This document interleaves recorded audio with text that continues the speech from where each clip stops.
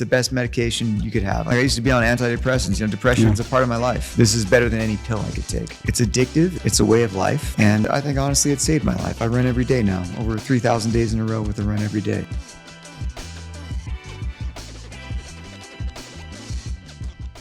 What's up, everybody? Welcome to another episode of the Born to Tint Podcast with the Miller Brothers. I'm Ricky, and I'm glad to be here with my big brother, Josh. What's going on, everyone? Today we have a very special guest, local teacher turned high school running coach and local business owner, Red Rock Running Company. We had a really fun conversation, talked a lot about all of our running journeys. Check it out. How you been, man? How long has Red Rock been around? 20 years. Yeah, this Red Rock, the original owner opened in December 2004. I just learned this year, actually. Oh, really? Yeah, I bought it in 2018. Okay. I'm the third owner. All right. Yeah. I've seen you around the shop before, but where I've seen you the most the last couple of years has been at like cross country and track meets. Yeah. I coached a Shadow Ridge cross country team, and this year just decided to hang it up because the boys and the girls won the state championship, and it's just too much work. Running a business, coaching, it takes a lot. So you were still the coach last year? Mm-hmm. Okay. Of the cross country team, not the track team. Okay. Yeah. I thought I saw you out there. I wasn't sure if it was for the business or if you're still coaching. Yeah, I'll go to track meets just to kind of hang out and see kids run and stuff and stay involved. But try to, especially when I was coaching cross country, try not to do like coaching advice. Like, don't want to step on any toes. Just cheer kids on, have fun. Yeah. So it's fair to assume you have a passion for running. Yeah. Where did that start?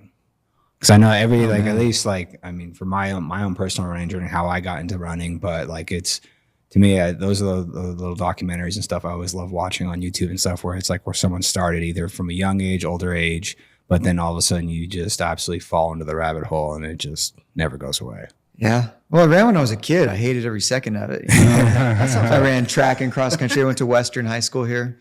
3 miles seemed like forever. And back then, this is like 1992.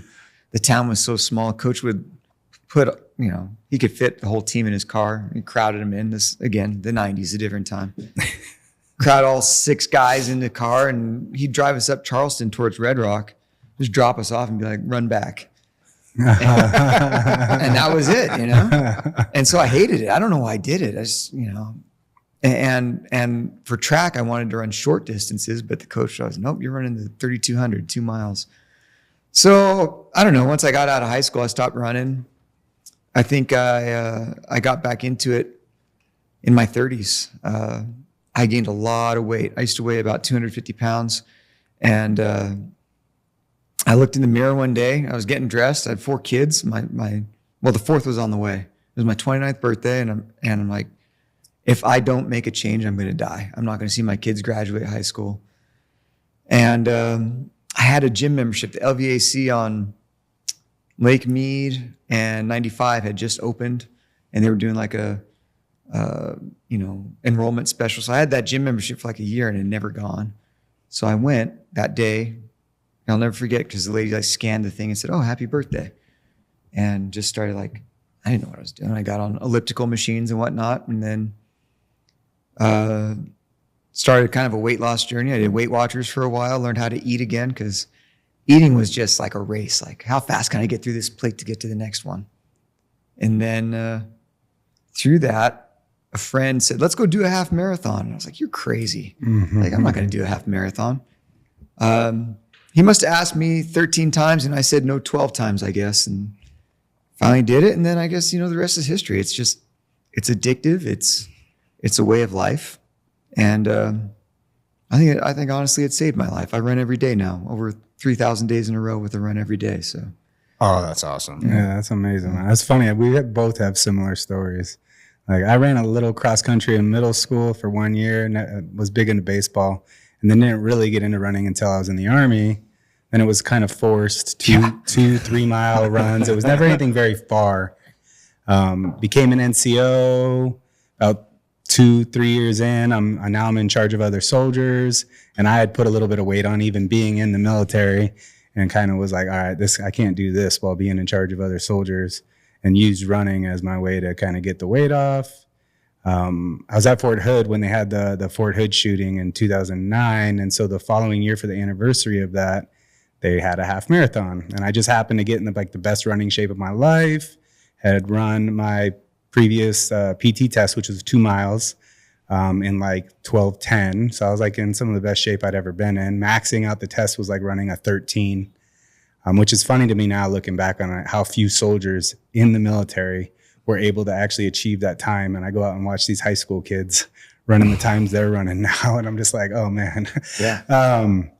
But then that half marathon came up because 13 people died. So they had like a mile marker and an aid station at every mile with like family members or friends of the people that died. It's like, okay, let's go do this. This will be fun. And ran that and ran like a 1:45 and was like, man, this is the first I've ever, I didn't train properly for it. I didn't do any long runs, nothing. Couldn't walk for a week afterwards, but was like, all right, I think I want to start running longer distances. This was actually more fun.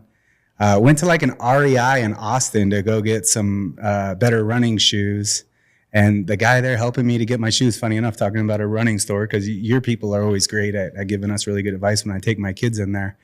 Started talking to the guy that I want to do a marathon. And he's like, man, if you want to do a marathon, you got to read this book, Born to Run. And I was like, I read that book. And then I got obsessed with trail running. And then I was just kind of off to the races on doing ultras. And yeah, that book changed everything for a lot of people. That's why we named this podcast Born to Tint. Honestly, it was one of the inspirations. Yep. Because it kind of opened our mind up to like, at first me, and then it rubbed off on him. And now he's the one who's the ultramarathoner. I haven't been running as much as he has for a while now. He's training right now for his fourth. No, this is my fifth qualifier for Western States. Fifth qualifier in a row for Western States. Impressive. Which ones have you done? Rocky Raccoon was my first one, and then I did Tahoe, and then Javelina, and went back to Tahoe again. Wow, I can't do ultras. I've done 2 50Ks, 3 50Ks, but I've done some full Ironmans. But man, those ultras are like a different breed. Like staying on my feet all day. Yeah, it's brutal. Cantankerous. I want to sleep.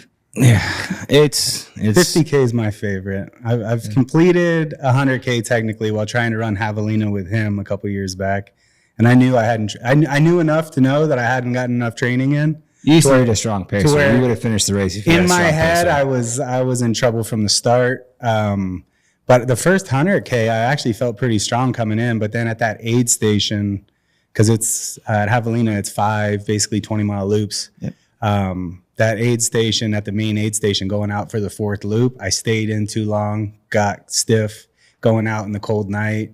And yeah, I knew that he was trying to qualify for Western States, so I told him just go, leave me. And by the time I got to the next aid station, I was at such a slow shuffle. I'm looking at the cutoff time to start the next lap and just knew that I couldn't make it, so I checked out. Ended up being like 69 miles. That was my last real attempt at 100 miles. I've got it in me that I'm going to do it. But I've been too obsessed with my daughters, honestly, running over the last couple of years and been way more focused on her training. So, what school is she at? Coronado. Oh, Yeah, great yeah. Coach Cooper. Over Yeah, there. Coach Cooper's great. I actually messaged him this morning like, hey, you got any cool stories or questions I could ask Mark? And he's like, I don't got anything real specific, but he's a great coach and great guy, and he's done a lot for the running community. So that was the feedback I got from him this morning, trying to get a little inside scoop. So actually funny, some of the videos you've recently put out, Vera was talking about my daughter, Brooklyn. What you guys did with that was really, really cool. Yeah, coaching at Shadow Ridge High School for a long time, and the guy I coached with, Coach Flynn, there's Nevada Fast, and then there's everywhere else fast. Yeah. And that was kind of the way for forever. And now this class, that senior class that just graduated, they kind of changed that. Like now there's kids that are just fast. And obviously, Brooklyn went sub 5 in the mile, like, for crying out loud. Like the future for these kids is so exciting. And I think, who knows? Was it coaching? Was it training? Was it technology?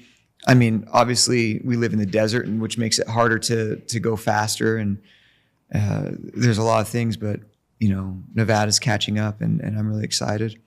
I think a lot of that is also, colleges and universities. When you're in California and you can't throw a rock without hitting a school that, has a track and field program. Here we have UNLV that only has women's track. Now CSN has a cross country program, and I think Nevada State's just starting with a track program. So that'll influence it too as well, having that here. Yeah, I'm kind of in agreement that I think it's a convergence of everything. Like now that I've been really paying attention to the high school level and the college level and even the pros, over the last couple of years, really trying to dial in and help her, because I've done a lot of her like coaching. So Coach Tondrick was great. The track program at Coronado has been a little all over the place the last couple of years. They've gone through a couple coaches. I'm really glad we got Coach Cooper. Talking to him is like, I think good coaching is a big key. But I also think for this younger generation, you see all these records getting smashed left and right. We just went to Nike Outdoor Nationals, and she almost got sub 5 on the actual mile, not the 1600. She missed it by like 0.2 of a second. She was really excited about that too, because that actually ended up being Brooklyn. You didn't have 0.2 of a second. Yeah, she'll get it next year for sure. She's pretty dedicated. But as cool as that, at that meet, they actually tracked the 15, the 16, and the mile time. So the time from that race actually broke all 3 of those records for Coronado. So she was pretty psyched about that. Yeah. It was one of her races this year that she didn't hit the goal she set for herself, but at the end of it, she's smiling and like looks happy about it. And she ran it pretty good too. She paced it well. She knew that she needed to finish that first 409 in like 76, 77, no faster. And she was really mindful on that. And when they came across, she was in like, for that first lap, like 9th or 10th. She was in like 18th out of like 22. But I saw the clock and knew like perfect 76. These other girls went too fast. Cause I'm such a nerd. I even looked all the girls up in her heat on athletic.net and knew what all their PRs were. And I knew like, okay, all those girls went too fast. And then she started catching girls. And by the end, she ended up finishing 2nd in her heat. And I think 11th for the emerging elite section. But then you sit and you stay and you watch the championship section, like, okay, there's levels to this. Like, we got to see Jane Hennegren run break her own 3,000 high school record. This was a really cool season. We actually went to NXR too this year and watched her break the high school 5K national record. We didn't know we were watching at the time because we kind of barely knew who she was. But by the end of this track season, it was impossible to not know that name. Yeah. Sure. But I think it's everything. I think coaches are getting better because technology is helping and the information spreading faster than ever with just people sharing. I've been using, for the last 2 years, I've been feeding all of her data from Strava and her Coros into ChatGPT. And I've been helping it like when we're doing training on the side in the off season, which now I'm not really going to have to do as much. Coach Cooper's doing really good off season training. I've been using ChatGPT to help. It's crazy because you can get, I don't think people realize how good of a training plan you can create with AI right now if you ask it the right questions and feed it the right data. It's a wild time right now. Like I'm a real nerd. I've even done I've got a lactate testing machine. We've done lactate testing. So she knows where her LT1, LT2 are. Like I'm getting into real nerdy running talk. So anybody, I like it. No, this is good. But yeah, I think that the fact that just an average dad of a high school student has the ability to access these things now, which would have been maybe not even accessible at the Olympic level 15, 20 years ago, but every high school kid in the country now can come into Red Rock Running Company and get a Garmin or a Coros with a heart rate monitor and actually track these types of things. I think matters a lot, especially if you can be consistent with it. It's huge. Yeah, for sure. It's you're not the only one using the ChatGPT. I was talking to a guy at the Tokyo Marathon, and he's like, "Yeah, I just did let ChatGPT do my training for me this time," and it's impressive. Some of the AI is growing and helping, and I think you're on point. All these things are coming together. The shoe technology is getting better. The science of energy return and things like that. It's really a fun time to watch. I wish I could be a skinny little high school kid right now.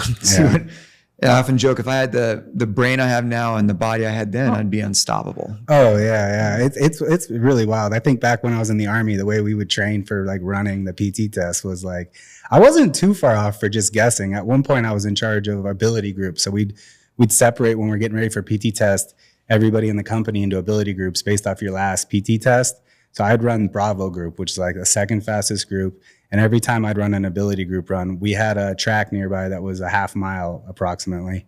And it was like on those days we were going there and it was run this loop as fast as you can. And then we're going to walk across it the length and do it again. So I was doing kind of like threshold intervals without even knowing what I was doing. I might have read it in a book or something that's what somebody was doing at the time. But it worked. Everybody in my group would get faster at the 2 mile. But now you can, like, I don't know, there's just so much access to all these different training technology. And Brooke actually right now probably just arrived at NAU for their summer cross country camp. Oh, nice. So she'll get all kinds of great information this weekend. So Coach Smith there got it pretty dialed in. Is he still there? I thought he's there for a Nike coach. He's now. there for the camp. Yeah. I don't think he's the NAU coach anymore, but he's there for the camp this year. Yeah. Impressive. No, That's fun. I got to feed in my stuff for my next race I pick and see what it spits out at me. Yeah, dude, you got to play with it. Right? Well, I've always used Zach Bitter And stuff. you're tracking all your data. That's the thing is if you're tracking your data and you give it to it, it's been giving me like amazingly good advice on like ideal splits she should try to hit in a race. Like at Nike Outdoor Nationals, her planned splits were like 70. Like she hit all of them within a second, other than the last lap, and she still ran like a 72 that last lap. So it's pretty wild. Like, and it was based off of her previous training, what her previous PRs was, what she was hitting in her previous interval trainings that we were doing at the track. And honestly, I was kind of mimicking a lot of Jakob Ingebrigtsen's training for this coming into this season before the season started. We were basically just mimicking his routine, just at her volume and capability. So Good person to mimic. yeah, it was like, all right, let's do this and see what happens. She did 2 weeks of, this is one of the videos that Vera spoke about that I just absolutely love that kid, because we were going out to the trail every Sunday for like 2 years, and she would typically be at Brooke, and I, at a certain point, I couldn't keep up with them anymore, even on an easy run. So it'd just be the two of them, and they'd get in there like 11 miles. I'd get in my like 6 or 7. But she only did double thresholds for like 2 weeks, and it was a little too much. So like she's not at the volume to do that yet. But she was doing Tuesday, Thursdays. We were alternating like threshold sessions, and then Saturdays, just like he does, we were doing, basically 200s, either on a hill or on the track. So it was like 30 to 34 second repeats with low rest, and just kind of mimicking that and doing easy runs in between. And it's like, okay, let's just follow this. And then you could see that she was running those 200s faster throughout the season. And then once the season started, I kind of let her do what coach was doing for the school and try not to interfere too much. Although I'm constantly stalking the Strava to see like, okay, this is supposed to be an easy run.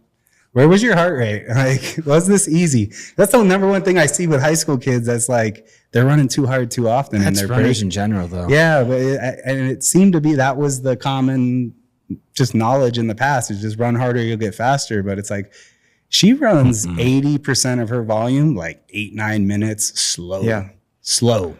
Yeah, that's key. You gotta, it's the Kenyan method, right? Yeah. You see it all the time. No, that's where my training, my first ultra I just self-trained and went off technically his advice, where I was just like 10% increase in my volume every week. I got up to like 120 miles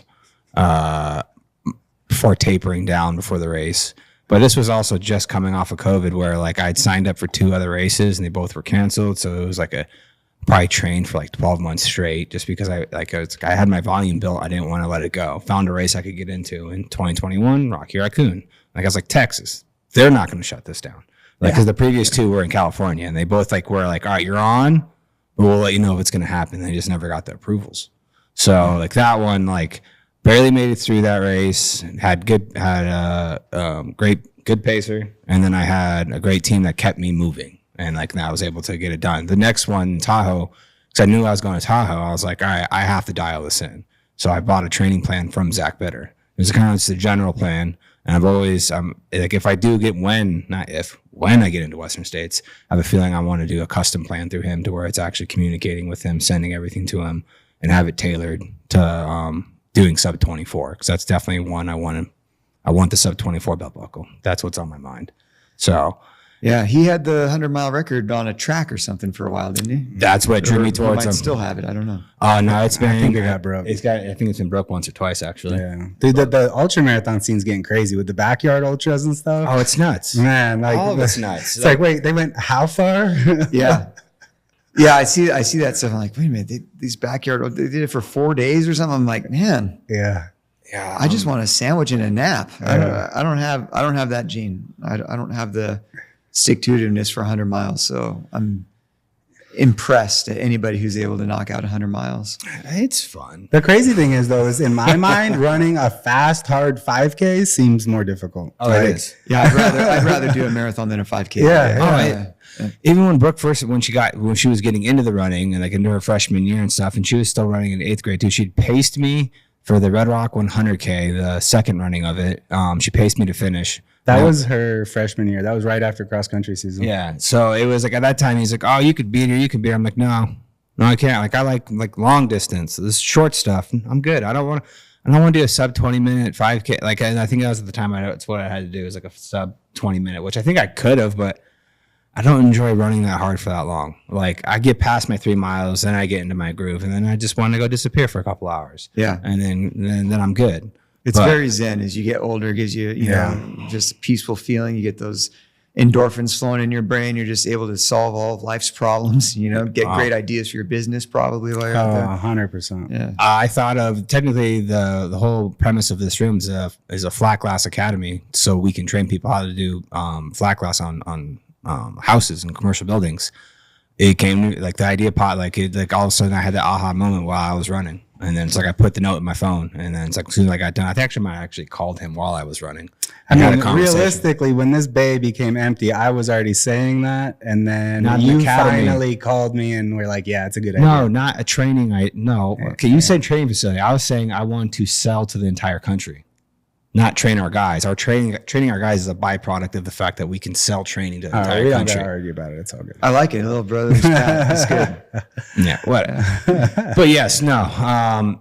My run's definitely like it. I got to get better on when I get off my race, because I'll take like 2 weeks off just to kind of get my body back, and I'll throw a couple short runs in there. And then unfortunately, it's like I kind of wait to get my next training program where I'll still be exercising, but it's not as often as I should be. I shouldn't let my running go as much as I do, to where I have to build myself up again. But when I'm in my training programs that I'm running and I'm consistent, it improves every aspect of my life, like especially my mental. Like I run for like, that is my therapist. My running is my therapist. Oh yeah. So that's something I'm not shy about saying. Like I used to be on antidepressants. You know, depression is a part of my life, and I didn't like. If you haven't been on antidepressants, you don't understand. But it makes my brain buzz. That's the only way I could explain it. And I'm like, I hate this feeling. I don't like it. That's another reason I run every day. It's the best medication you could have. I start 100%. every day with a run. I'm like, hey, this is better than any pill I could take. Yeah, for sure. I'm the same way, man. Because like I said, I got into the distance, and then when I moved back out here, I kind of fell off of it for a little bit. I got up to almost like 240 pounds. Then I caught the bug again, 2018. Used running and ramping my running back up to clear my head, lose a bunch of weight. I got down to like 160. And honestly, your little thing you're doing right now with the summer fitness challenge, is that the name of it? Yeah. I've loved following along with that, and that's got me like extra motivated to get my run in on Strava every day and label it. I love that you're doing that, because I think it is good for the overall community of people. The more people that realize like there is a magic antidepressant pill out there that you don't have to spend any money on, maybe buy some running shoes, which honestly you could even get away without doing that to start. But if you get out, you get active and start moving your body on your feet, start out walking.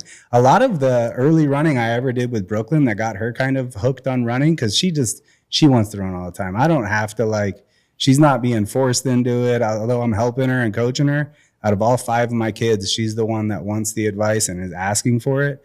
When she was younger, it was just like, that's when I kind of hit my moment of really getting back into it. And I just started run, walk, run, just real simple using, now I can't remember his name. Jeff Galloway. Yep. Yeah. And that was it. Like the vast majority of the runs I would ever go on were just run, walk, run. And I would slowly get in better shape and go from maybe 1 minute on, 1 minute off to now 2 minutes on, 1 minute off, 3 minutes on, 1 minute off, 4 minutes. And that's kind of how I built her base up from like 7, 8 years old. She'd always say, can I go on a run with you? Yeah, let's go. And every run would be like that. So it's like, you're making sure you're not, without checking your heart rate, you kind of can't over peak your heart rate if you're doing quick little intervals like that, no matter how fast you're running. And you're not going to get injured. And then you're going to stay consistent with it. And then it gets fun when you start getting out on 4, 5, 6 mile trail runs out in nature. It's not on concrete. I've always been a huge fan of trail running. I think a lot of her early running was like either around our neighborhood or on McCullough Trail. Yeah. Like I've put in thousands of miles on McCullough Trail. That's been our spot to go and get trail runs in. Yep. And I don't think a lot of people realize how many cool trails we have out here that you can get out into nature. And Thank you, mountain bikers, for building all our trails. yeah. Mountain bikers build them, and then the runners come take them. Yeah. Yeah. There's so many cool trails out there now. And, you know, I've gone out to other trails, but just because that's so close and convenient and I like the grade on it, especially from the Mission side. For a while, I was running it from behind Del Webb, but it's kind of steep to start right there. Yeah. But again, I would just run it, even like, all right, this is really steep. We're going to walk this. Yeah. All right, cool. Is that the one that has like 605 or 602 or? Yeah, those are connected out there. Yeah. There's so many connections onto that out there now too. And it's funny is I've run so much out there and I've hardly ever touched any of the extra trails. I mainly just stay on the main route. They're fun. Yeah. I've cut into those when long days on Saturdays where it's like I don't want to go back and forth multiple times on the same trail. So let me just go explore the mountain. It's fun back there. The amount of trails I've popped up back there, because before, so late 2000s, we lived up against the mountain, and you were able to put a dirt bike on where we'd pass through on dirt bikes, go to the lake beds or the flatbeds in Boulder City. And then all of a sudden they made it to where you can't be on a dirt bike back there. So from seeing it on our dirt bikes to where it's at now, how many extra trails are now cut in the network of trails back there? It's crazy. You can take so many different routes. I mean, the Anthem loop itself, you can start from Del Webb and run to the backside of Inspirata and hit all of the trails back there if you want to and run back through it. It's a lot of fun out there. Yeah. I've always been really big into hitting the trail. Although lately, just because of training with Brooke, and now I've got this goal of getting myself back into shape, and I've been using your summer program as like a little bit of an inspiration to get a little bit more consistent. I've got a plan to ramp my mileage back up, maybe drop another 30, 40 pounds since I haven't been running as much and I've been eating like crap. And do a 100 miler? No. So before doing that, I want to do something a little harder. I want to try to get a sub 25K. So, I'm gonna go with her to NXR this year and run the Open in the morning. That's a fast course, and if I can get down to 160, I think I can do it. I'll tell you what, man. I ran the Open at that thing a couple of years ago. There's this picture of me. It's so funny. It's on my Instagram, my personal one, not the store one. But it's like a picture zoomed in on me, and it's like I'm running as hard as I can. And then you zoom out a little bit, and there's like a 12-year-old kid next to me. I'm like, come on, man. That's the best thing about running. Is that like even in the ultras, it's like I think I'm moving, and then all of a sudden I have like a 7-year-old just blow past me, and then I'm dying, I'm in a dark place, I'm in a low moment, and then this person just blows past me. I'm just like, whatever. But that is also the thing I love about running for sports for children. Like my kids have played team sports, and they're good. But cross country, track, and now my younger one, so she did cross country last year. She was on the team, and she went from like not gonna do it to showing up the day of the time trial, didn't do any of the summer training, couldn't finish the time trial, to end up making it onto the varsity squad. And I think she finished third for the team at state. And they took third in the state. But she's the one who doesn't care about running at all, was way more into softball. She's just like a little super athlete. And when she sticks to something, she'll get good at it. I mean, her PR for the season was only a couple seconds slower than Brooke's PR her freshman year, not doing any of the training Brooklyn was doing. But now she did wrestling right after that and fell in love with it, quit softball. She was playing competitive club softball forever. And now she went to a wrestling camp this summer. She's not going to do cross country this year. She's just going to focus on wrestling. But running, wrestling, kind of the same thing. These sports where it's more, you have a team, but your time's your time. There's no like politics and like the interaction with the parents at the events is always, there's not like people arguing and fighting with whose kid's better than who. And, there's going to be a kid that wins the race, but then there's also going to be 10 kids at that race that hit a PR that are just as happy. Yeah. Like, you don't need to win the race. Yeah, you'd be surprised. Parents find a way to get upset with you. No matter. I'm sure. We had some. Yeah. We've had some tough times where we have several kids that are close. You can only run 7 in the varsity race, and we've had some kids that are close. And I remember one year at I guess it was a state meet of 2022. Yeah, 2022. I shouldn't have said that because people could go back and look. But it was actually the regional. It was the regional. One of our top 7, who was like our 4, got sick, and so we had to put an alternate in. And I was there talking with Coach Flynn, and we were looking at times. And of course, that meets run at the vet, in Boulder City is a tough course. Yeah. And so there was one kid who did have a faster time than the kid we ran, but not on that course. And so I'm like, we got to compare apples to apples. Like, who's run the faster time on this course? Makes sense. And so, when we looked at that, we had to put this other kid in, and then, kid A's parents were a little upset. And I understand, but I think cross country is great because you can look at it as an individual sport, but it's also, if you want to win, the team has to perform. Yeah. Yep.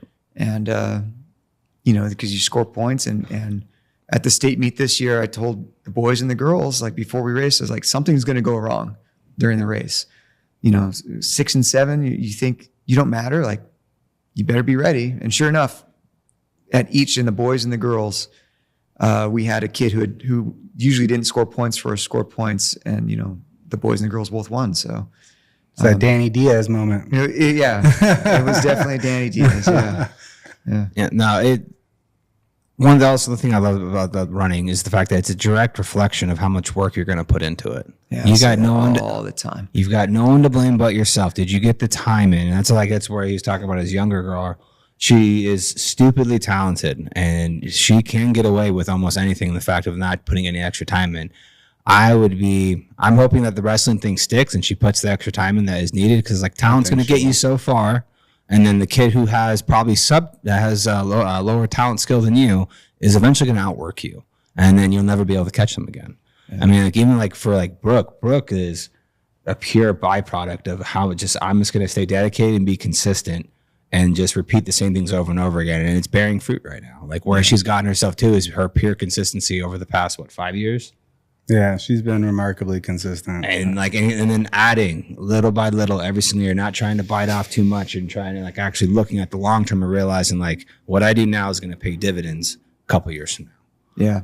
I tell it to the kids every year. There's no truer sport as far as getting out what you put in. It's a metaphor for life. You work hard, you succeed. Yep. Yeah. If you go on talent, okay, you'll win that freshman meet maybe, but if you just put in that same amount of work, you're going to get passed by. And we see it. It doesn't take long as a coach to see who's really buying in and putting in the work, and who's just kind of going through the motions, especially when you've done it for a while. The patterns pick up and you see it.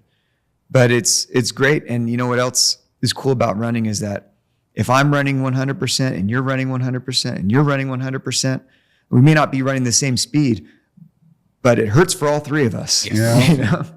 Yeah, all feeling the same exact thing. Yeah. Yeah. No, it's been amazing for us, and I really love what you've done for the community, and seeing what you're doing right now with the summer challenge is really cool. Have you been following along? Mm-hmm. So is it Labor Day? So at our Labor Day 5K. So again, one of those inspiration moments. I start my day. I wake up, grab a cup of coffee, and I read a book, and a nonfiction book like a business book or a self-help book or something. And I'm reading this book, and it was talking about advertising, and it quoted another book from many years ago that talked about in advertising, you want to be the purple cow, where if you're walking through a field of cows, nobody's going to talk about the brown cow, but if you see a purple cow, you're going to talk about it. And that was kind of rolling around in my mind. And I went out for a run. In summer, we're pretty lucky here in Las Vegas. We're maintained by a service industry. We get a lot of people shopping for that all black pair of shoes. So we don't necessarily have a slow month. If we do, it's July. And so I'm like, like, you know, it's 115 degrees. There's not a lot of people that really want to go running. And so I'm like, well, gosh, like there's no reason you can't get a run in or can't get a walk in the summer, as long as you get up early or stay out of the heat. And your body actually adapts remarkably well to the heat, way better to the heat than it does to the cold. Oh, cold sucks. But anyway, regardless, I was out on my run and this just kind of idea popped into my head. Now I don't have 10 grand to give away. So I talked to my vendors and said, hey, like, what can we do to support it? And so we've got partners of the week, and things like that. And just encourage people to stay active, because, you know, I advertise on the radio too. And I advertise on the oldie stations and say, just get out and get a walk. A walk is like the best wonder drug, especially as you get older. Just keep moving, 15 minutes, 20 minutes, go for a walk. It does wonders for you. So yeah, it's a way to help the community and of course get our name out there and have people talk about it. But really, I'm really excited to see what we can do. There's been a lot of people who really jumped in and followed along and are posting their runs every day and tagging us on Strava. So there's good engagement. It's a lot of fun. The hardest part is getting people to follow the instructions. Yeah. Yeah. So it's you get tickets for logging so many runs a week on Strava, and then there's things you're doing on Instagram too, right? Yeah. So you could get tickets by shopping in store. You know, buying a pair of shoes with us gets you a ticket. If you buy from our partner of the week, you get triple entries, double entries for shopping in store. Not tagging us on Strava, but starting your run name with RRRC on Strava. And actually, I learned how to do that through ChatGPT. I'm like, I want to be able to track these, but I don't want to manually type stuff in every day. So it actually helped me write a code.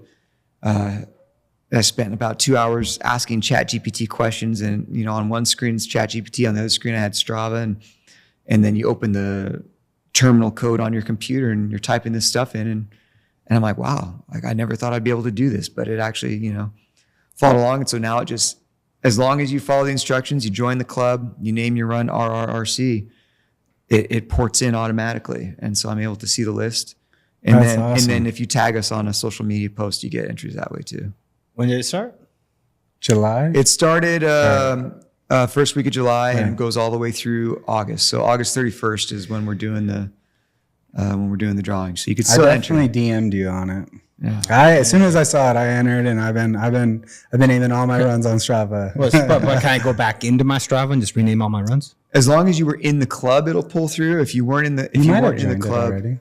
I haven't opened Strava in a long time. I just run through my course. Like I let my subscription pass in Strava, and I couldn't get my watch to connect to it, which it was like, oh, you got to reboot, do this, and I just never did it. But your account's still there even without subscribing. And yeah, the free version. You can do it with the free version for sure. Yeah. And when I went to join the club, I was already joined. From in the past when I was like totally geeking out on my Strava. There is a chance because when I tell me there's a chance. Well, you got plenty of runs coming up. Enter now. It's fine. It's going to be random. Actually, we did one golden ticket at our 4th of July 5K. The golden ticket gets you into the final 10, and Coach Cooper actually won. Oh, really? Yeah. Oh, it was cool. fun because, like, man, I got all the people who finished, and then I took out the people who were under 18. I took out the people who weren't in Southern Nevada, because I love that we get people coming from out of town for our races, but this is a Southern Nevada award, right? It was a Clark County, Pahrump, you know, anybody who can drive to our stores. And then I sorted randomly, and Coach Cooper was like the 10th name. So he came up and we did some trivia questions, and he won. So that was pretty fun. Oh, that's sweet. Yeah. Yeah. We're excited. It's something fun, you know. As you guys know, as business owners, you get hit up all the time for, you know, oh, can you support us with this? Can you support us with that? I want to support all the causes, but financially I can't. So where we put our efforts is high school. You know, we donate to a lot of teams out there, and I just love seeing it. I love seeing the kids be happy and active, and if anybody listening wants to start running, I'm going to be honest, it's going to suck for maybe 2 weeks, maybe a month. After that, you just find this like zen, and it's like one of the greatest, most rewarding things ever. That I would say that you get to the point where, and no one deter anyone away from it. It always has, for me, at least the first 2 miles always suck for me. But I know the benefit and the reward that I get as long as I get out and go. It's extremely far surpasses that little bit of time where like that 20 minutes or 24 minutes, depending on what I'm running, of like, I'm gonna do this. But as soon as that flow kicks in, it's like instant reminder. All I have to do is get through that first 24 minutes, and it's like, all right, now I know why I do this. Like, this is like, I have to do this. Like this. Well, I think the biggest barrier for entry for a lot of people is they can't run consistently, even for a mile or two, because they're so out of shape. Is you don't need to. Yeah. Like the run, walk, run method has always gotten me into good shape. It literally is the foundation of Brooklyn. Like for years, that's all she ever did. I used it for sure. Yeah, and there's no shame in stopping and walking, and it's actually going to be better for you ultimately. Because if you spike your heart rate, you're creating fatigue that you're going to feel for days, especially if you keep it up high for a while. Oh, no, that's the funniest part when people find out, or if it gets brought up that I do ultras. Like, oh my God, you run 100 miles? I'm like, okay, well, hold on, let's break this down. Is there running during this 100 miles? Sure, yes. But there is a lot of walking. There's a nap here and there. There's some stopping. I'm sitting. Like everyone automatically thinks that's like I'm going 100 miles nonstop. And it's like, there are people that are doing that. I am not one of those people. All right, I'm very happy that I'm able to accomplish this distance and get that done. Like the people at the top of these races, yes, they pass me. And that's where I feel like I'm not doing anything special. Like, it's just, yes, I'm going to compete, and I got my, I just got my goal. I'm going to need to cross this finish line either in Tahoe. It's, I think, 35 hours. And at the Rocky Raccoon, I thought it was a 30-hour cutoff time. And after finishing the race and I guess pushing myself harder than I thought I needed to, it was a 32-hour one. I finished at 29 hours and 46 minutes. And I was like, impressive. I almost missed the cut. I was like, I almost missed the cutoff. And I looked at the details again, and it was 32 hours. I was like, I rushed myself, but I'm done and I get to sit. But it's just, you see those people at the top of the pack, but then they all have pretty much the same thing going for them. They've been running since they were like 10 years old. And I was like, all right, I'm on my running journey. I started probably about 2018, 2019. Just want to do a marathon. He kept hounding me for ultras. I was like, dude, I just want to do a marathon. I want to go do Boston. And that's still on my bucket list, is to try to qualify for Boston and go run Boston. I did my first marathon, and I saw people going back out after grabbing their drop bags to finish the 50K. And they also were doing 100K, and there was a 100-miler too. So I saw those people, and I was like, I want to know what that feels like. Like, I can't go any further right now, but I know I could if I got myself ready for it. So then I went after 50K, then I did 50-miler, 100K, and then I tapped 100. And now it's just like I'm solely devoted to, I want that belt buckle from Western States. Like, I've got 4 now. Tahoe was solely picked because their belt buckles are handmade by a blacksmith up there. And like, I just looked at it like, hold on. So you have to finish this race to own this belt buckle. There's only so many people that finish this race because so many people toe the line, and the attrition rate, I think, is like 30 to 40%, depending on the year. But it's like, so they're only giving out maybe 100 and something belt buckles a year. So there's a couple thousand of these period in existence. I want it. Like, I just want to have one. Just be like, that's the only way I can get it. It's got the cool pressed coin in it. I look at the Western States buckles, the same thing. Like, I know there's only so many people, and that's even more rare because they only run 307 people every year. So it's like, I want that belt buckle. Yeah. Like at all costs, I want that belt buckle. And then from there, I'll look forward to doing, like, I want to try Moab. I want to do, what's the other one called? The one just running the 250. Cocodona. Yeah. I want to do that one. 250. Yeah, that sounds crazy to me, man. I'll be happy with it. Sounds like an adventure. I just want to do it once. It's not something that's like, I'm going to do this repeatedly, because that is, to me, like 100 miles, yes, it breaks your body down. But like, I actually recover pretty well from now. It's usually about a week of being in decent amount of pain. And then after a week, I'm good. The first 100 miler broke me. Like, I was down for a couple of weeks. Like, that was something different. But yeah. It's definitely addictive. It's like the only way that I can get to that pain threshold now is I have to hit 100 miles. That's the only way I can get to it. So and that drives you as soon as you get past the 50-mile mark. It's like, all right, well, I'm halfway there now. Let's chop this into 2 marathons and just start trying to break it down. It's like, all right, I'm almost to the goal. And so you finally cross that finish line. You're like, you don't get to experience technically that high unless you complete it. The race you're running this year is 100K though, right? Yeah, and it's still a qualifier? Yeah, but I've looked into it. I already kind of knew it's technically, from what I've read, it's one of the harder 100Ks to do. Which one was it? Twisted Branch. It's up in upstate New York. It's right off the Fingerling Lakes.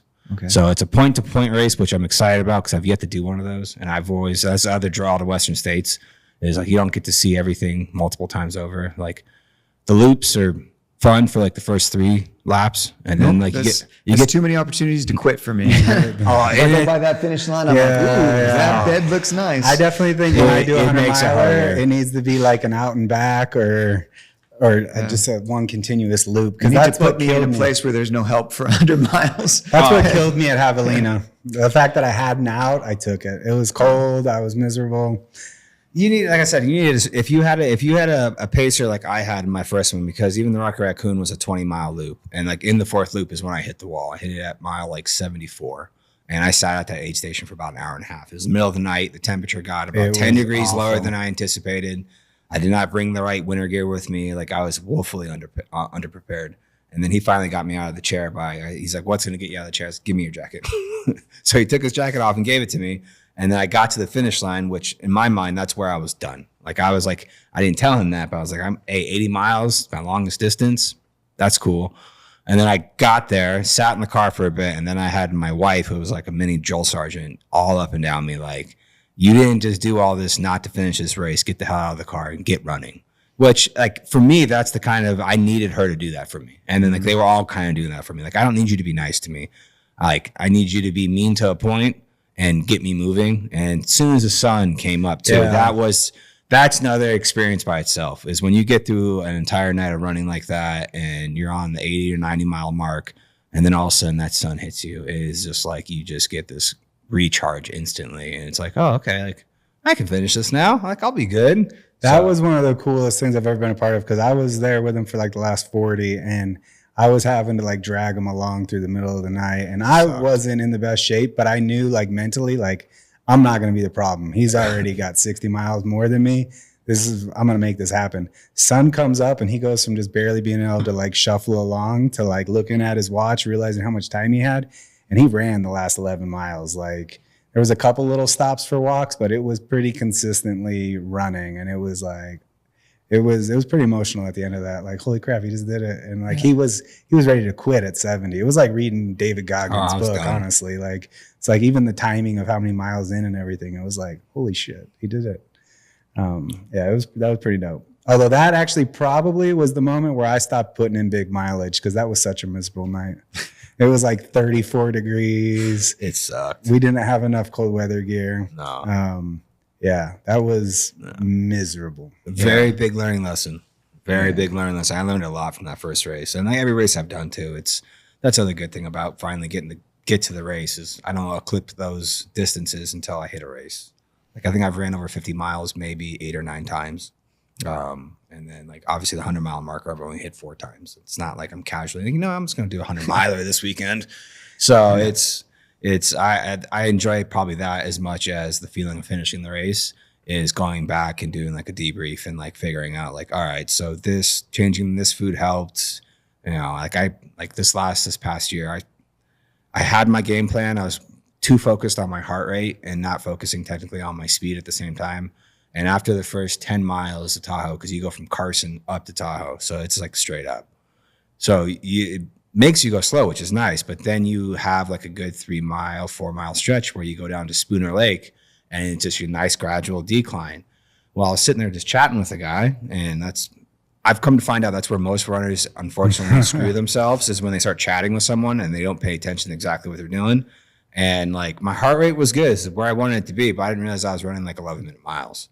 And I blew my legs up, and I felt it probably around mile 60, 70, like going downhill, trying to stop myself. I was using my poles to make sure I didn't end up on my face. So I just couldn't stop myself anymore.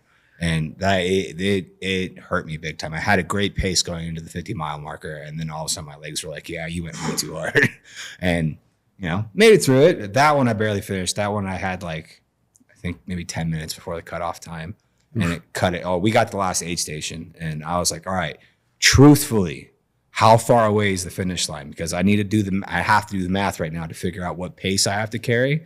Because if you guys are off by a mile and I do my math a little wrong, I won't be able to reach it. I need to know how slow I can go if I need to take a break. And they're like 7.2. And I was like, okay. And I held, I think, a 16-minute mile, which I held 13-minute, for about 3 to 4 miles, got that burst of energy at the end of the race I've gotten on every single race I've done, where you don't think you can run it, and then all of a sudden the adrenaline kicks. And I told my pacer too, like, hey, if I pick up, like, I'm not going to stop until my legs stop me. So it's like I got to the point where I could hold a 20-minute mile the last 2 miles. I was like, all right, I've got this free and clear. Finished, crossed. And the heartbreaking thing was, like, 10, 15 minutes later, there was a guy that came by, I think like 5 minutes after the cutoff, which he was still thrilled to finish, and he had finished prior. So he already had a belt buckle from a prior race. But still, I couldn't imagine, because that's the biggest, I guess, motivator at the end of one of those races. It's like, you just ran for 30 plus, 34 hours plus, 35 hours plus. Like, you're not going to drain everything, because otherwise it wasn't for nothing. But it's like, to come up just that short would be soul crushing to me. Yeah. Yeah, that would not be. But I got some DNFs for sure. Yeah. My first 100K attempt was a pretty bad DNF for almost the same reason. I was in the best shape of my life. That's when I'd lost all that weight, and that was what I was training for to kind of motivate me along. And the first 20-mile loop it was Javelina 100K. And I ended up coming across all the aid stations. Looking back on it, I was in like 10th place. I should not have been. But I ended up talking with a guy that I'm running with. And as we're talking, I kind of just start talking. We're chopping it up, and I'm telling him my story, how I lost weight and how, Red Born to Run, and start talking about like Courtney DeWalter and how crazy it was what she just did at Moab. And he's like, that guy that was 10 hours behind her, that was me. I'm like, wait, what? That was when I knew I messed up. and he tells me, yeah, and actually, like, because we had blew through 2 aid stations. I was only drinking water, no electrolytes. I was a dumbass. And that's when I was like, he's like, you really should stop at the next aid station. I'm like, yeah, I think I'm going to. And then at like the 20-mile mark, right before finishing the first loop, which is like 21 miles, I like pulled over on the side of the trail to pee. And I think it like made my blood pressure drop so much that I just passed out right on the spot. Ooh. I got medically taken off the course. Like, other runners came and found me. I stood up, tried to keep walking to make it to the finish line, to like rest at the aid station for a while and hydrate, and passed out again. And that's when they took me off and gave me IVs. And that's it. You're done for the day. Yeah. So that was why when I decided to make the 100-mile attempt, when he said he was doing Javelina, I'm like, okay, this is the redemption. So that was the cool thing about it was, I did finally finish the 100K there. I didn't get any buckle or anything because I was signed up for the 100-mile. And the other really cool thing about that race, and Brooklyn came to that, and she was there like at the main aid station with us. That's another thing that I think this helped her mentally, is just being at these ultras and seeing what's possible. Like, 3 miles doesn't sound like a lot when you've watched, 70, 80-year-old people finish a 100-mile race. And I think that year there was also like a 14 or 15-year-old kid that finished the 100. Mm-hmm.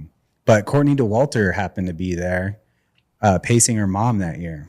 Oh. So it was like one of these rare chances that she's not out there just running past everybody and dusting the whole course, that she was pacing her mom in her mom's first 100K. And on the second loop, we ran into them. Second or third loop. We ended up getting to spend basically like a good 3 or 4 hour section of like, we'd come into an aid station and it's like, oh, there's Courtney DeWalter. And then we'd like either be right behind her and her mom, or like past them and then run into them at the next aid station. And we came in, I think we passed them right coming into the finish of the third lap, where we finished the 100K. But so like, Brooks got pictures of Courtney DeWalter, and I don't know, that was a really cool race just for that fact. And Zach Bitter raced that too. He went running past. That was his comeback after injury. Yeah, actually, at the point that we saw him go running past us was right when we would just gotten a little bit past Courtney and her mom, and we hear her screaming and hooting and yelling at someone behind us, and we turn around and look, and she's cheering on Zach Bitter running by us, and it was like, oh, this is pretty cool. 4.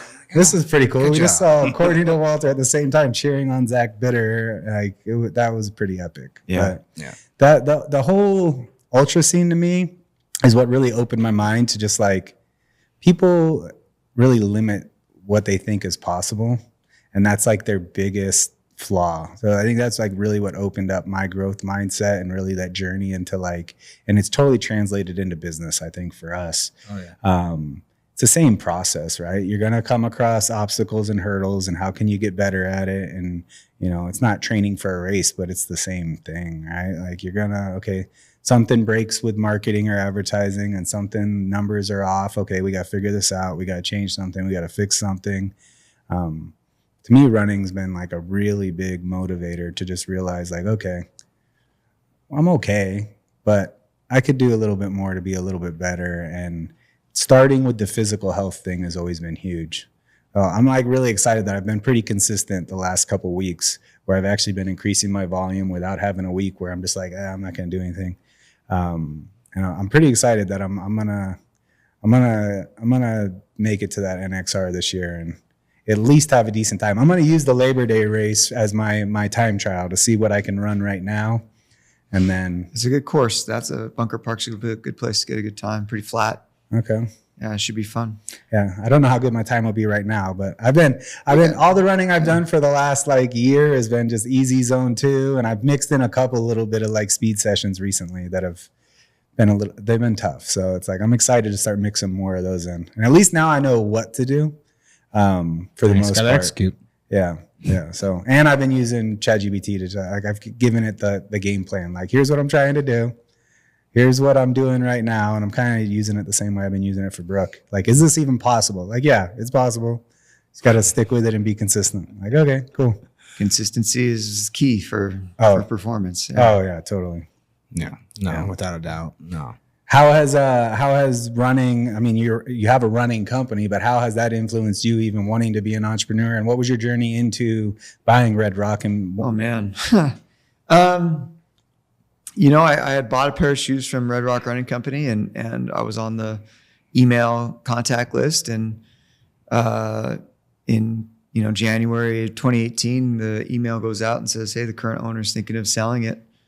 Would anybody be interested? And I was like, nope, deleted it.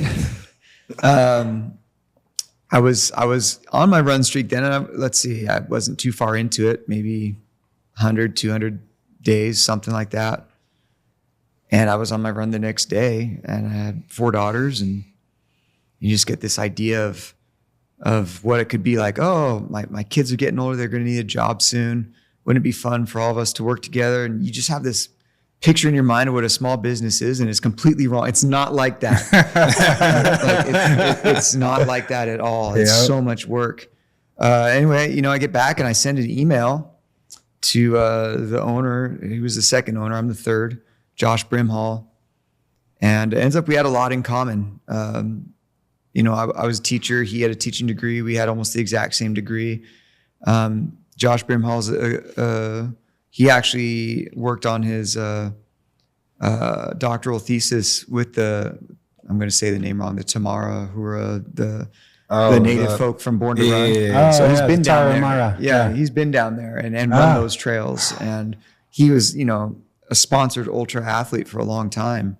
One of the original ultra runners, 14 hour, 15 hour, 100 miles. See, that's a 100-mile runner. Yeah. I miss a 100-mile distance. I got the distance down. The whole running. That's the stuff that blows my mind. Yeah. So we talked and I mean, it happened so fast. It happened way too fast. Like less than 30 days later, I owned the store. And like, I'm still teaching high school. I don't know what I'm doing. Like I taught high school for 23 years and taught high school, ran the business, had a business partner to start with, ended up buying him out during COVID and running it myself. And you just learn and you have a vision for what you want it to be. And you just have to be relentless in pursuit of that vision and just believe in it and stick to it and see what it can be and go after it. And yeah, I never thought I'd be a small business owner. Never. How many locations were there at that time? 2. 2? Yeah. And now you've got 4? Yep. Yeah. Now we got 4. Amazing. And all the locations have changed since we bought it. The Green Valley one, if you're ever in there when it was a small store, we knocked out the wall behind and more than doubled the size. And The original store on Cheyenne, we relocated to the Centennial Center in the Northwest, a bigger shopping center. And now we've got Southwest and Northeast as well. So kind of all four corners of Vegas. Now I'm out of money to keep building. Build outs are expensive. And plus my wife would kill me, I think, if I opened another store. We've done 4 build outs in 3 years. So a lot of growth. That's stressful. So, That's yeah. interesting. Yeah, that's amazing, man. Yeah, it's funny. I think the last time I saw you in one of the stores was picking up Brooks spikes for this track season, and we just happened to show up on Dio's night. Oh, Dio Spike Night? Yeah. And like asked us if we were at Dio, like, no, Coronado, like, oh, I was like, oh, we just happened to come on this night. We didn't realize it was somebody's night, but yeah, it's cool that you do that though. So that's like most of the schools in town will have like do a lot of them sign up for that? Or? Listen, I'm not going to say that a successful program is because we have spike nights. Yeah. But all the successful programs book a spike night with us. It's just, it's just a way a coach takes care of their kids. Like, hey, what do you need to run on a track? You need track spikes. Let's organize a night. So yeah, we offer a one-time discount. Not all the schools do it, but a lot of them do, and come in and we take care of them and size them, fit them, figure out what they're working on and get them set up for the season. So, and then it's fun to see them again out there, because I'll go to some of the meets, and obviously when I was coaching cross country, I go to all the cross country meets, but I go to a few track meets here and there and see them and able to cheer them on and remember working with them. With 4 locations, I don't work the sales floor anymore, but on spike nights, usually I'll work the cash register and if I remember how, something like that. Oh yeah, I can still count correct change if you pay in cash. Yeah. No, going out to watch Brooke run in a couple of track meets, I wish I would have had I don't know. I wish I just went and experienced it while I was in high school. Maybe I would have. The hard thing for me is I was always played baseball, so it always backed into the same season, and spring, then right? And then even like cross country, like I wasn't good enough at baseball to skip intramurals. Like if I I was at intramurals, I'd play baseball my whole life. If I went to intramurals, went through it, like more than likely I knew I was gonna make the team. Like I knew I was good enough for that at least. So like I've always had an affinity for trying to do cross country. I always liked long distance. I hated short sprints. And then it's like it took all the way up to 2018 to where it's like I finally made that leap. And my same thing, like you said with your kids, the night that my son was born, like I was already getting into I think I ran a 25K with him, a trail run. And then like, it's like I had the marathon on my mind. And like that night, the night my son was born, the first, I was holding him. And it's like, I literally signed up for Running with the Devil over in Lavelle Canyon. Yep. It was like that day. I was like, all right, no more. I'm definitely the type of person. If I sign up for it, I'm going to toe the line. Now, how bad of shape I'm going to be in, either when I finish that race or if I'm able to finish, obviously depends on the time I put into it. So, but as soon as I spend money on a race, like all right, it's happening.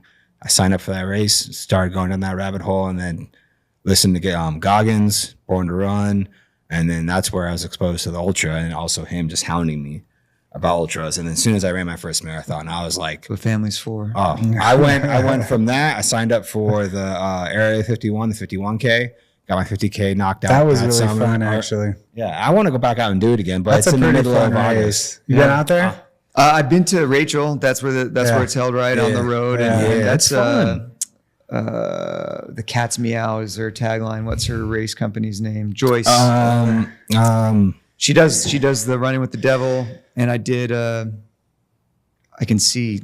I'm going to figure. Calico. Calico. Yeah. Yeah. I did that second. same course, except it was Labor of Love, but in Level Canyon, and it's like I've done the 50K there twice. You go up, you come back a little bit, go back up, come back to the finish, go back out, you come back in. And I actually won that race. I was first in my age group the first time I did it, and then the second time I did it, I won the 50K. And I'll never forget. They do that by the color of your bib, right? What event you're in. So I was pretty sure getting up to the top that I was in first place for the 50. They do a half marathon, 50K, 50 mile, and I think they do like a 100K too. They've had 100K and they've had 100 mile at one point. You get to the first turnaround. I'm seeing the bibs coming back. I'm like, no, nobody's wearing my color bib. I turn around and there's a younger guy. just hauling up there, and he points right at me. He's got the same. He's like, "I'm coming for you." I'm like, "Oh crap!" So at that point, I'm like, "Well, I don't like." Now he just tossed the gauntlet. I got to respond, right? So I really pushed myself the rest of the way, and I get back and I finish the race, and I'm waiting for him. I'm waiting for him. Because I'm like, "Dude, where were you? Like, you said you were coming for me. I wasn't trying to be a jerk, but I was just like, I was kind of mad. I'm like, you he was like, "Yeah, I was just messing with you." I was like, "Son of a," like, come on, man. Like, yeah, but I haven't gone back. The third 50K I did was just on my own during COVID. I wanted to get to something, probably 300 miles for the month, something I'd never done. And I'm like, well, if I'm going to do that, I need to run 32 miles today. So I went out and did like just a bunch of loops in Floyd Land Park and did a 50K and attempted to start a 50 mile one day, but got about 25 miles in. I'm like, what am I doing? So I don't know how you guys do it. I don't know how you keep going. Although I hear the aid stations are fun. You could eat all the food and peanut butter and jelly sandwiches. And yeah. I will say I've done a full Ironman 3 times, 140 miles. That's impressive. I get to ride my bike or swim. I'm a really good swimmer, so I don't have to practice for the swim. I'll get out of the water. And the thing about triathlons is you have your age, like on the back of your leg, they put your age. And I get out of the water, I get on my bike, and I swear I'm like a clown riding a bike with a big horn. Like I'm just such a bad cyclist. And then here come like everybody that's like 75-year-old, 65-year-old. I'm like, man, I suck at this. And then I just struggle through the bike. And then I always figure like if I get to the run, I'll be fine. But you're so worn out. But the aid stations there at the triathlon, after the sun goes down, they bring out this chicken broth. And I don't know what it is, just chicken broth. But you're so exhausted, and it is like manna from heaven. Yep. I just want to like, I finished the race and they've got pizza and stuff. I'm like, I just want chicken broth. Like I'm going back. Oh yeah. No. The aid stations are crazy. Javelina had a combination that I got hooked on at the last time we were there. They had little cubes of boiled potatoes right next to a thing of pickles. And for some reason, boiled potatoes with some pickles was just like hitting the spot. By the end of that race, I'm like, man, Jesse Eitzler, is that his name? He's always talking about ultra running, and he like had Goggins come live with him. Yeah. Have you read that book? Yeah. Living with a Seal? No, I need to read that one. At one point, it's a funny book. Yeah. Recently, like right after that, he was talking on social media about starting a pickle company. And I'm like, oh my God, I got an idea. It'd be boiled potatoes and pickles and some type of thing you could use at ultras. And I'm like DMing him like, dude, this is the idea. Like, I didn't get a response, but for some reason that race, that was the thing that was just like, man, why is this so delicious? It was amazing. You usually gravitate towards certain things. My first one, I just was eating everything. And then as I've gotten further into it, I've tried to dial in my diet to where like I try to stay away from the chips, the Oreos, but it's always there if I need it. To where Flat Coke, is that still a thing? Oh yeah. They got everything at the big old. Oh, that's the crazier thing. The Javelina race, watching Courtney DeWalter like fill up and do her thing. Like she's like filling her bladder with Mountain Dew and then just slamming the whole thing of Mountain Dew and then refilling it and then just grabbing a bunch of candy. I'm just like, some people just built different. Successful ultra runners have to be able to chug Mountain Dew fast. See, that's the secret. It's like watching her eat all that stuff. I was like, if I did that right now, I would feel horrible. But for her, it works, and she said that. She's running fast enough that she needs more sugar than you need. But in that race, she wasn't. Yeah. But that's what she's used to. But everyone has their different like little niche. Like for me, I figure I actually have to dial in. I try to go as low carb as possible, and I go high in fat. I've found success with that. It's worked for me. I'll try to stick to, if anything, I stick with fruit and then like bacon. And like they had avocado at the Tahoe race. That's where I was just like eating an absurd amount of watermelon and bacon. That's what was working for me. My stomach was good, and I just made sure the intake always stayed consistent.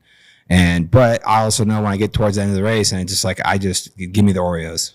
Like I want the Oreos now. Like, I mean, my training runs to begin with, in my very first go around, I'd leave my house. I live up in Inspirada. I'd leave my house. I'd take a certain loop, and about 8 to 10 miles in, there was a pink box, or the pink box on Eastern. I'd stop in the pink box. I'd grab 2 donuts, and then I would eat my 2 donuts, and I'd finish in my next 10 miles. You keep talking like this, you're going to sell a lot of people on ultras. That's what got me into ultra running to begin with. Is I love food, and it's like if I go run 18 miles today, I technically can eat whatever the hell I want, and it don't matter. And that's where it started. And then it's like, all right, I want to get I want to get faster just so I'm not struggling against the time. It's like, all right, so what's the next thing I need to add? I was like, all right. And then I started dialing in my nutrition.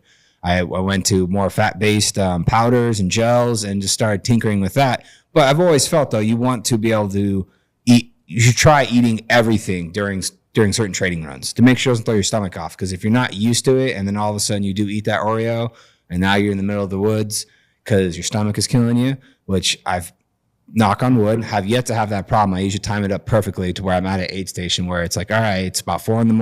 I have 300 milligrams of caffeine. I'm gonna go take care of this real quick, and then I'm back on the trail. Because I've ran past, like, we're talking about pooping in case. I don't know if we missed that. Yeah. Well, I've definitely had to stop. Running and pooping go together. I've been very fortunate with my timing, and that's one thing I meticulously try to time, even when I am training. Like, as I get close to my race, I'm waking up at the time I know I need to be up at, have my caffeine, take my morning dump, and then I go for my run, just to where it's like I can do that race day. Because if I don't do that race day, I'm going to be in my head for the first like 20 miles of like, I know this is going to happen eventually, and I do not want this to happen in the middle of damn nowhere. I tell you, like, people, our little group of store owners, we get together a couple times a year with travel, and like, why do you always have Metamucil? Like, I'm like, because I want to make sure this is taken care of before, especially when I travel. Like, I don't want to be out in, I don't know, Sioux Falls, South Dakota, and not know where a bathroom is. Yes. And all of a sudden, so. Yeah, that's a thing, especially if you're out on trails long distances. I've had a couple incidents. I got a couple missing socks. Yeah, that's what I was gonna say. I've definitely had to buy a couple extra socks at Red Rock because of that very issue. You're welcome. Yeah. Which actually, I've entirely switched to your guys' brand of socks. Oh yeah, I love them. Yeah. I've gone through all of them. For a while there, I was like, especially after reading Born to Run, I was all in Gingy toe socks for the longest time. Which Brooke sometimes gets made fun of because she'll still wear those sometimes. Yeah. But I've almost I think I've entirely switched to your guys' brand. They're great. I don't get any blisters, nothing. They last. I'll have to give them a try after this race. It's like, seems like it's always buy 4, get 1. Yep. That's our sock deal. We're always running it, buy 4, get 1. Yep. Yeah. You get me every time I go in there. I'll buy like 2 pair, and they're like, well, if you buy 4, I'm like, oh, you're getting ready for a race, dude. You need to go in there and spend over $100. You get extra tickets towards the... Right? Is it over 100? Yeah, $100 gets you double entries into the Summer Fitness Challenge, $10,000 giveaway. Yeah. Are you doing a week for? I know you've been doing different. I've seen New Balance and New Balance, Nike. This week's Asics. Are you doing Ultra? Oh yeah. Are you doing Ultra? I actually think next week is Ultra. Yeah. Okay. All right. So I'll see you next week. Yeah, that's why. We'll put it out. I'm pretty sure they're next week. They're coming for a demo run too. Yeah. So. Oh, perfect. So I need to get my, actually, I need to do that. Next week's probably the last week I can do it. I need to get my trail shoes I'm going to use for the race. I'll use the same ones I always use, but I always get a new pair about 4 weeks out. Yeah, I want to say they'll be here Wednesday, Thursday next week. And Wednesday, our demo run will be out at our Southwest store, and then Thursday will be the Northwest. But it's too far for you guys. But Warm Springs and Rainbow, you can make that little drive. Oh, that's Ultra has been the go-to for a while for me. And then my trail shoes are Topos. Just because they still had like a low drop for a trail shoe. Yep. But that was actually from advice from one of your people at Henderson. Because I was still having some calf issues running in the ultras. But that's been a big influence, I think, on even Brooke too, is my ultra background. Is I've tried to keep her in like 0 drop or close to 0 forever. Yeah. Ultra does now have a shoe with a drop. Oh yeah? Yeah, it's called the Wild, or the Experience. So you could get it in a road shoe or a trail shoe. So the Experience Wild is the trail shoe. It's pretty nice. I like it. Is it 5 or? I want to say it's 3. It might be 5. Oh, okay. But it's not aggressive. No, not aggressive at all. Yeah. Okay. I'll have to give it a try. All right. Well, I think it's probably a perfect spot to wrap it up. I could keep doing this all day, but I think we're running out of time. Yeah, no problem. We appreciate you coming. Where can people find you? What are your social tags? Website? At Red Rock Running Company, Facebook, Instagram, even TikTok. I try to keep up with the kids. Yeah. And and then, rrrc.run, not .com, rrrc.run. Check out our website, 4 locations. Come see us. And every run's a good run. We don't care how fast you are. Just come in. Even if you're walking, we're here to help. So group runs, how often? I know you guys do group runs. How often does that happen? Like 6 days a week. Really? Monday through Thursday from each store.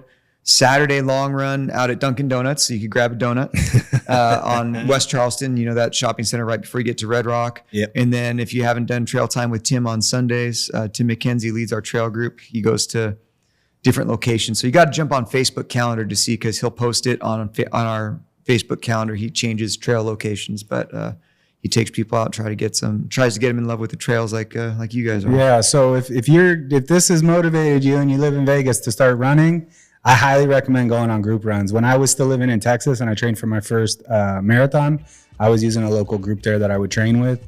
The community aspect of running is the other thing. Is like the health and mental is great, but the community part is amazing. The running community is amazing. And nobody cares if you're walking. Go out, find one of these groups, check it out. Yep. Till next time, guys. Have a good one. Thank you. Thanks.